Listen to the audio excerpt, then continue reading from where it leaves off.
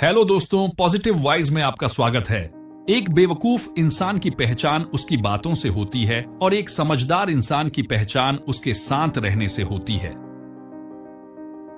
जिस तरह धनुष से निकला हुआ तीर कभी वापस नहीं आ सकता, उसी प्रकार इंसान के जुबान से निकले हुए शब्द भी कभी वापस नहीं आते। आपके शब्द आपकी ताकत भी बन सकती है और आपकी कमजोरी भी। जिस व्यक्ति ने ये समझ लिया कि क्या, कब, कहां और कितना बोलना है, उस व्यक्ति को सफल होने में कोई नहीं रोक सकता।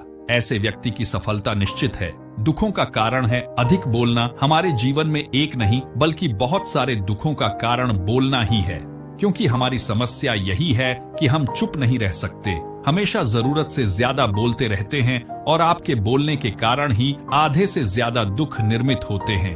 परिवार में कलह क्लेश का कारण भी हमारा अधिक बोलना ही होता है।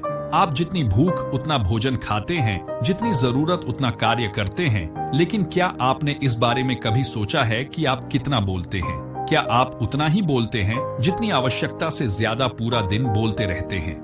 इस बारे में कभी अकेले बैठकर जरूर सोचिए कि आज आपने दिन भर में कितना बोला, क्या बोला और सबसे जरूर कि क्यों बोला। इनमें से कितनी बातें जरूरी थीं और कितनी बातें बेकार। सही समय पर सही शब्दों के प्रयोग से इंसान परेशानियों से बच सकता है, लेकिन बिना सोचे समझे बोले गए शब्द कई बार इंसान की मुसीबत को बढ़ा भी देती है।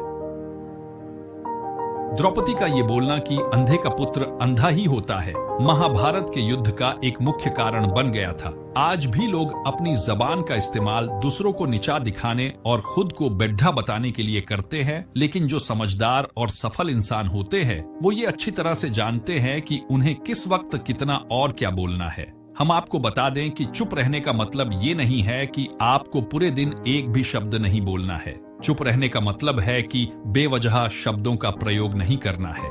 जहां जरूरत है वहीं ही बोलना है, अपनी लक्ष्य पर ध्यान केंद्रित करना है। आज मैं आपको चुप रहने के 7 ऐसे फायदे बताऊंगा जिन्हें जानने के बाद आप आज से ही नहीं बल्कि अभी से उतना ही बोलोगे जितनी आपको जरूरत होगी। नंबर 1, चुप रहना लोगों का ध्यान खींचती है। दुनिया के महान आचार्य चाणक्य अपनी चाणक्य नीति में बताते हैं कि उन्होंने अपने हजारों शत्रुओं को अपनी खामोशी से परास्त किया था। वो खामोश रखकर अपने शत्रुओं को विचारों में उलझाए रखते थे और सही समय आने पर वह अपने दुश्मनों को ईंट का जवाब पत्थर से देते थे। आप इस उदाहरण से समझ सकते हो कि जब कोई क्लासरूम में टीचर किसी विषय पर बात करते हैं तो बच्चे उनके बात को बिल्कुल ध्यान से सुनते हैं, लेकिन जब अचानक से टीचर बोलना बंद कर देता है तो सभी लोग आश्चर्य में पड़ जाते हैं कि क्या हो गया, कम्युनिकेशन बंद क्यों हो गई। हम जब स्कूल में थे तब अक्सर ऐसा होता था और आपके साथ भी ऐसा हुआ होगा। ठीक यही फार्मूला हमारे दैनिक जीवन में भी लागू होता है। जब आप अपने काम से काम रखते हो, दूसरों के मामले में दखल नहीं देते हो, जरूरत हो तभी बोलते हो, तो लोगों का ध्यान आपके ऊपर जाता है। और अगर आप कम बोलते हो, जरूरत हो तभी बोलते हो, तो लोग आपकी बातों को ज्यादा महत्व देंगे। लोग आपकी बात को उन लोगों की तुलना में ज्यादा प्रेफरेंस देंगे, ज्यादा याद रखेंगे जो लोग बिना जरूरत के बक बक करते रहते हैं। नंबर 2, मौन बातचीत में मदद करता है। बातचीत के दौरान जब आप अचानक चुप हो जाते हो और सामने वाले इंसान को जवाब नहीं देते हो, तो ये खामोशी उस दूसरे इंसान को ये सोचने पर मजबूर कर देती है कि आखिर आप क्या सोच रहे हैं। तो फिर इसी चीज का आपको फायदा उठाना है। सामने वाले को ये सोचने दे कि आप क्या सोच रहे हैं। मान लो आप कोई डील फाइनल कर रहे हो, ये सामने वाले पार्टी को जल्दी से यस या फिर नो कहकर जवाब मत दो, कुछ सेकंड रुको। आपकी ये चुप्पी सामने वाले इंसान को परेशान करेगी और वो सामने वाला इंसान बोलकर आपकी इस खामोशी को भरना चाहेगा। उनको सारी बातें बोलने दे, जिससे आपको बातचीत आगे बढ़ाने में मदद मिलेगी और आपका साइड बातचीत के दौरान ज्यादा भारी रहेगा। नंबर 3, जब कोई कर रहा हो किसी की बुराई, जब कोई आदमी आपके सामने किसी तीसरे आदमी की बुराई कर रहा, तो तब तुम्हें चुप रहकर बस सुनना चाहिए, अपनी राय व्यक्त नहीं करना चाहिए। क्योंकि जो आज आपके सामने किसी तीसरे की बुराई कर रहा है, वह कल किसी और के सामने आपकी बुराई भी कर सकता है, यदि आपने कुछ कहा तो। नंबर 4, उत्तर प्राप्त करें।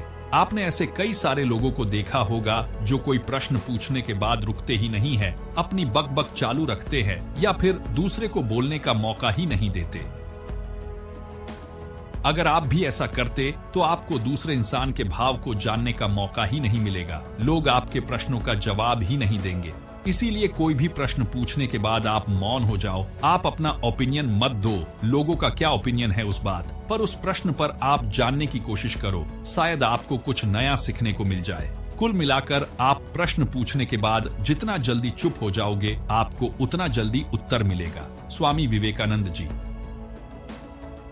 जो अपनी बुद्धिमत्ता और बुद्धि के कारण पूरी दुनिया में जाने जाते हैं, उनमें भी ये गुणवत्ता यानी कि क्वालिटी देखने को मिलती है। वे भी अपने गुरु रामकृष्ण जी से जब भी कोई प्रश्न पूछते थे तो अपना ओपिनियन तो बाद में देते थे, लेकिन पहले प्रश्न पूछने के तुरंत बाद चुप हो जाते थे ताकि उनके गुरुदेव की क्या राय है उस प्रश्न को लेकर, उस बात को लेकर ये जान सके। नंबर 5, नम्र शक्ति।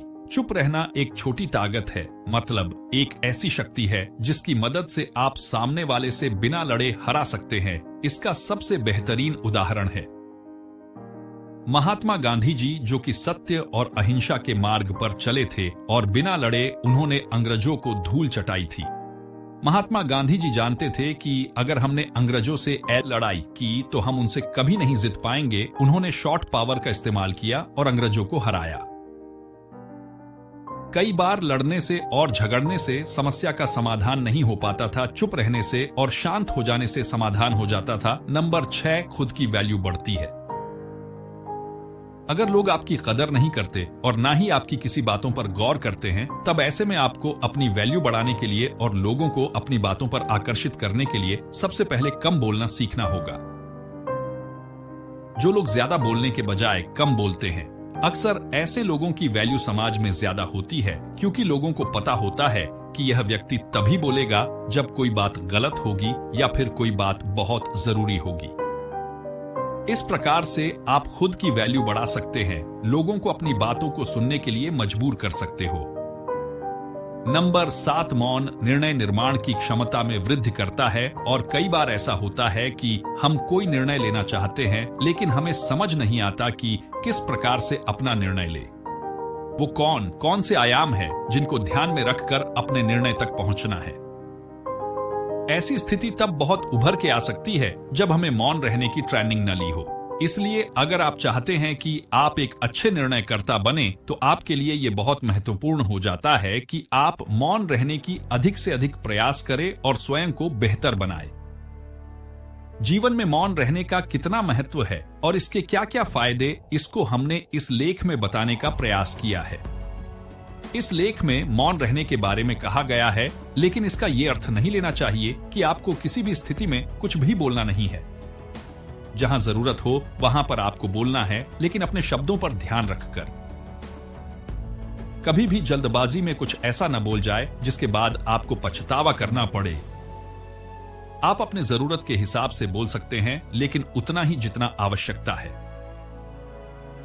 अनावश्यक बातों को बोलने से बचें। ऊपर बताए गए बिंदुओं पर अगर आप काम करेंगे और मौन रहने का अभ्यास जल्द से जल्द प्रारंभ कर देंगे, तो आपको इसके बहुत सारे लाभ देखने को मिलेंगे।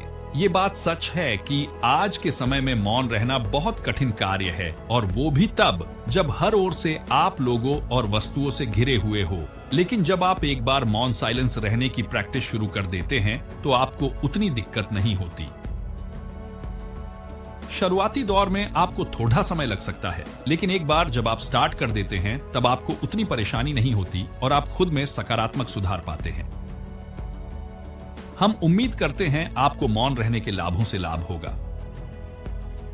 तो दोस्तों, इन सब बातों से आप ये समझ चुके होंगे कि मौन रहना बहुत ज्यादा शक्तिशाली है।